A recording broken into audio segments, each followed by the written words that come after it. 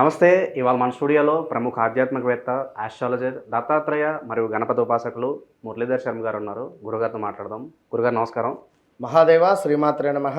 గురుగారు, స్నానాది కార్యక్రమాల్లో మనం పాటించాల్సిన విధి విధానాలు ఏంటి?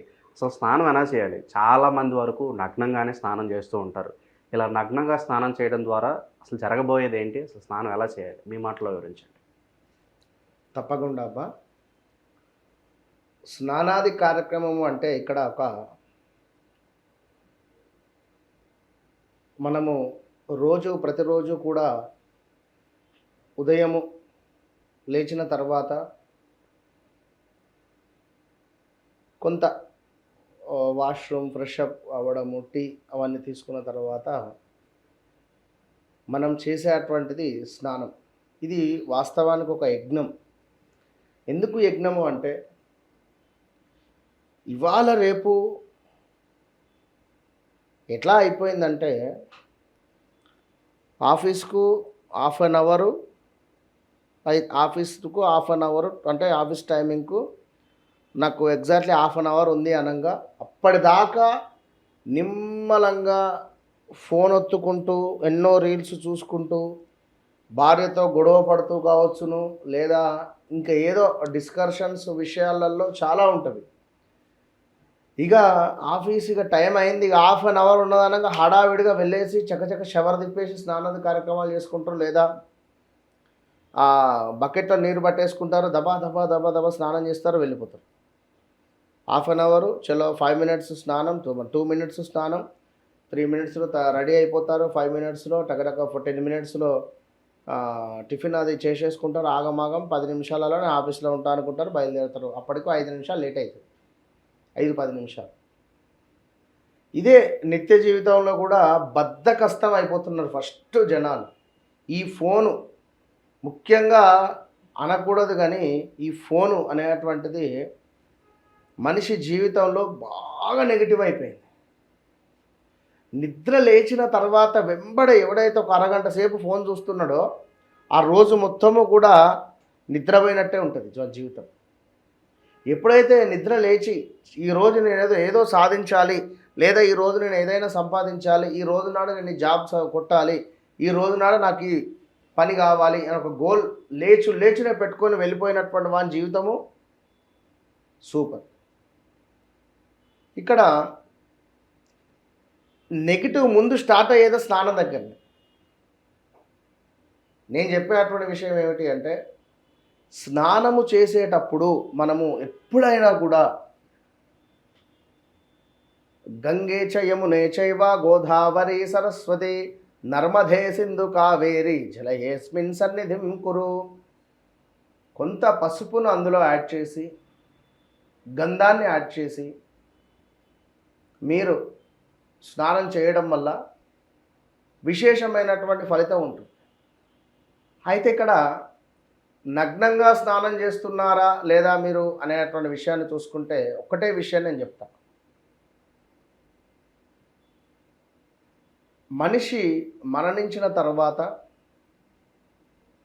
కొడుకు వచ్చి స్నానం పోపిస్తాడు. అప్పుడు శరీరంపై వస్త్రాలు ఉన్నా లేనట్టే ఆ స్నానం. ఓకే, అప్పుడు బట్టలు కూడా మార్చడం కావచ్చును. ఆ స్నానం ఏదైతే ఉందో అలాంటి స్నానము మనము రోజు ఆచరించరాదు. అంటే దిగంబరంగా స్నానము ఆచరించరాదు. నీటికి అధిపతి వరుణుడు. వరుణునికి మనము వరుణదేవునికి నమస్కారం చేసుకొని స్నానాది కార్యక్రమాలు ఆచరించాలి.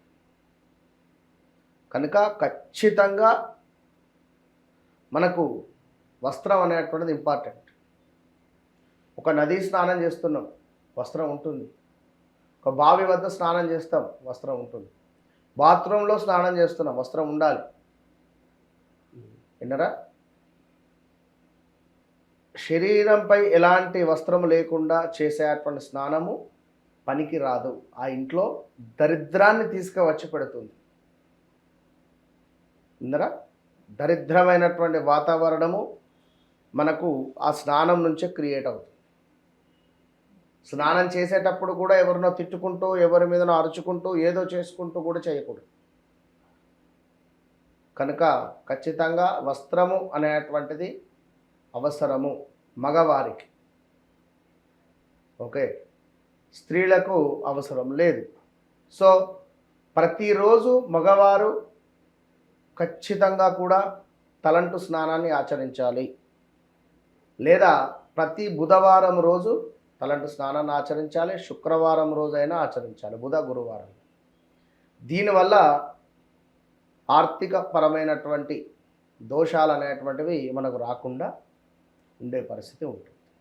ఇక అదేవిధంగా పిల్లలు అంటే దైవంతో సమానం కనుక పిల్లలకు మనము అది ఏది అనేటువంటిది ఆఫ్టర్ 10 years దాటే వరకు కూడా కొన్ని నియమాలు అనేటువంటి.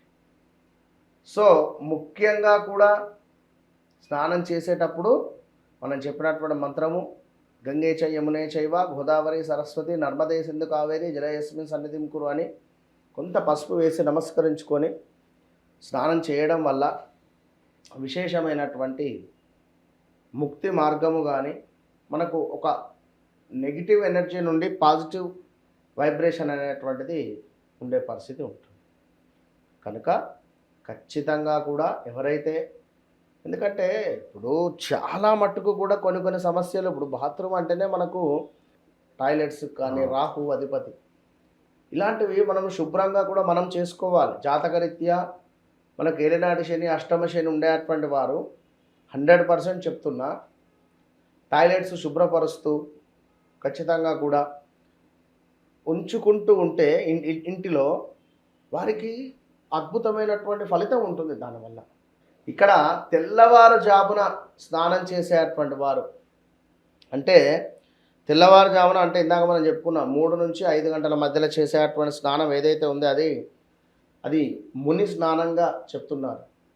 ముని స్నానము అంటే అది మహా గొప్ప స్నానం. అది ఆ సమయానికి స్నానం చేసినటువంటి వారికి ఆ రోజు మొత్తము ఉండేటువంటి వైబ్రేషన్ వేరు, విన్నారా? అదేవిధంగా ఉదయం 5 నుంచి 6 మధ్యలో చేసేటువంటి స్నానం ఏదైతే ఉందో అది దైవ స్నానం.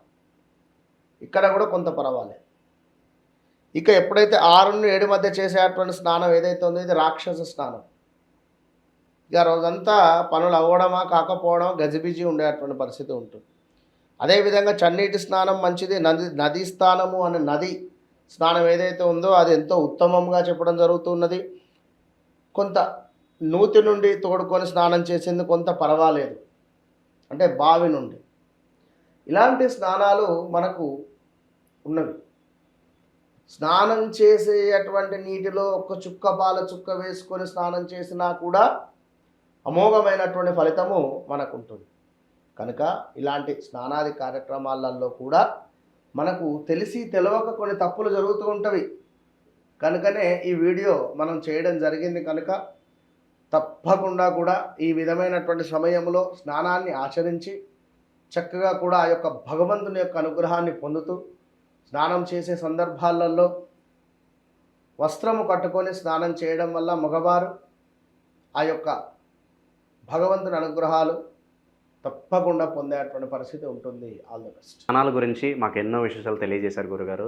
ఏ విధంగా స్నానం చేస్తే ఎలాంటి ఫలితాలు కలుగుతాయో చాలా అద్భుతంగా వివరించారు. ధన్యవాదాలు.